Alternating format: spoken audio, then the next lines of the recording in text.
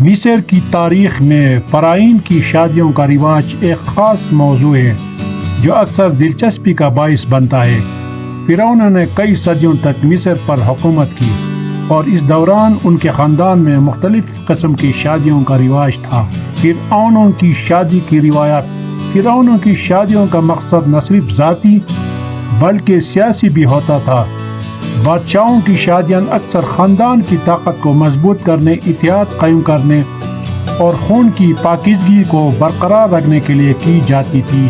فرعون اکثر اپنی بہنوں یا قریبی رشتہ داروں سے شادی کرتے تھے تاکہ شاہی خون کی پاکیزگی برقرار رہے اور خاندان کی طاقت کو مضبوط کیا جا سکے۔ بہنوں سے شادی۔ بہت سے فرعونوں نے اپنی بہنوں سے شادی کی۔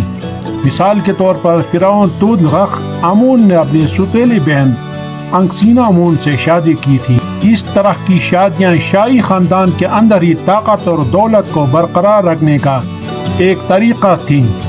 اس کے علاوہ دیوی اور دیوتاؤں کے تصور میں بھی ایسی شادیاں موجود تھی جس سے یہ روایات مزید مضبوط ہوئے۔ سیاسی اور مذہبی پہلو۔ شاہی خاندان کے اندر شادیوں کے سیاسی پہلو بھی تھے۔ ایسی شادیوں کے ذریعے مختلف شاہی خاندانوں کے درمیان اتحاد قائم کیا جاتا تھا۔ اس کے علاوہ فرعون کو ایک دیوتا کے طور پر سمجھا جاتا تھا اور ان کی شادیوں کو بھی دیوتاؤں کی شادیوں کے مترادف سمجھا جاتا تھا۔ اثرات اور نتائج۔ اگرچہ فرعونوں کی بہنوں سے شادی کرنے کی روایت نے ان کی طاقت کو مضبوط کیا، لیکن اس کا جینیاتی اثرات بھی پڑے۔ قریبی رشتہ داروں کے درمیان شادیاں کرنے سے بعض اوقات جینیاتی مسائل پیدا ہو سکتے ہیں۔ بعض تاریخی دستاویزات میں سے ایسے مسائل کا ذکر بھی ملتا ہے۔ نتیجہ: مصر کی تاریخ میں فرعونوں کی شادیاں ایک پیچیدہ اور دلچسپ موضوع ہے۔ یہ شادیاں نہ صرف شاہی خاندان کی طاقت کو برقرار رکھنے کے لیے کی جاتی تھیں بلکہ اس کے پیچھے سیاسی اور مذہبی مقاصد بھی ہوتے تھے۔ فرعونوں کی ان روایات نے مصر کی تاریخ اور ثقافت پر گہرے اثرات مرتب کیے۔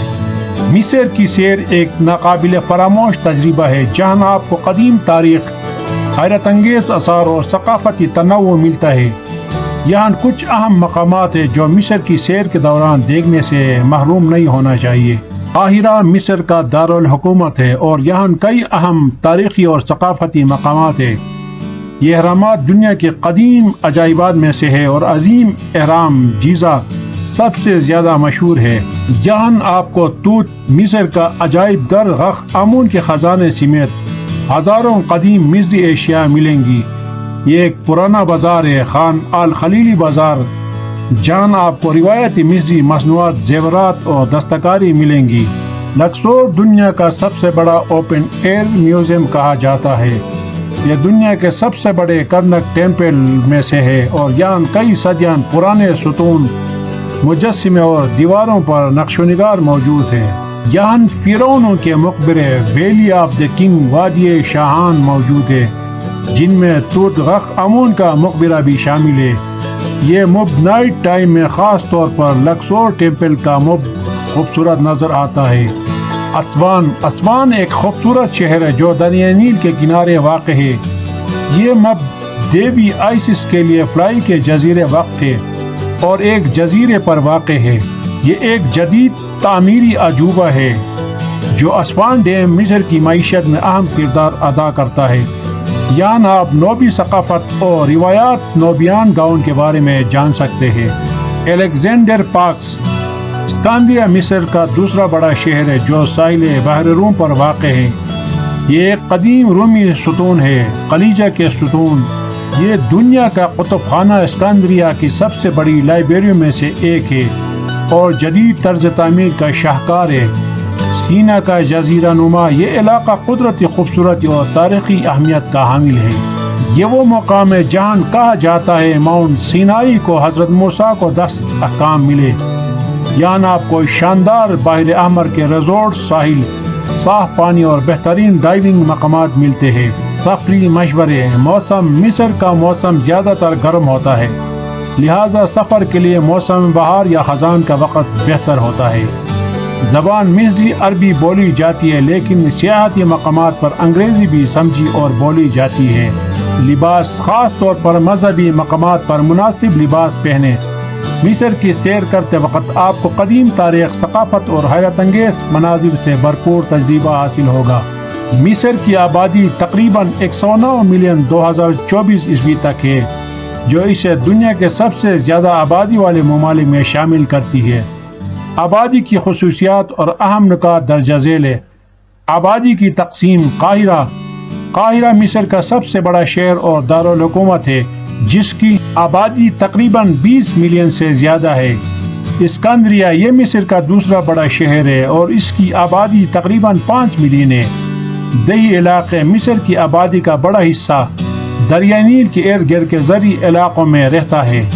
مصر کی تاریخ دنیا کی قدیم ترین اور پیچیدہ ترین تاریخوں میں سے ایک ہے، جس کی جڑیں تقریباً 3100 قبل مسیح تک جاتی ہے۔ یہاں مختصراً مصر کی تاریخ کے اہم ادوار کا جائزہ پیش کیا گیا ہے۔ قدیم مصر۔ 3100 قبل مسیح مصر کی تہذیب کی ابتدا ہوئی، جس میں اوپری اور نچلے مصر کے اتحاد نے ایک مرکزی ریاست کی بنیاد رکھی۔ پہلا فرعون مینس نے مصر کو متحد کیا اور پہلا خاندان ڈائنیسٹی نے قائم کیا۔ قبل مسیح اس دور کو اہراموں کا دور کہا جاتا ہے، اس میں عظیم اہرام جیزا اور دیگر مشہور اہرام بنائے گئے۔ 1650-2055 قبل مسیح مڈل کنگڈم اور درمیانی سلطنت دور میں مصر نے اپنی طاقت اور ثقافت کو مضبوط کیا۔ ادب اور فنون میں بہتری آئی اور وسطی مصر میں نئے دارالحکومت قائم ہوئے۔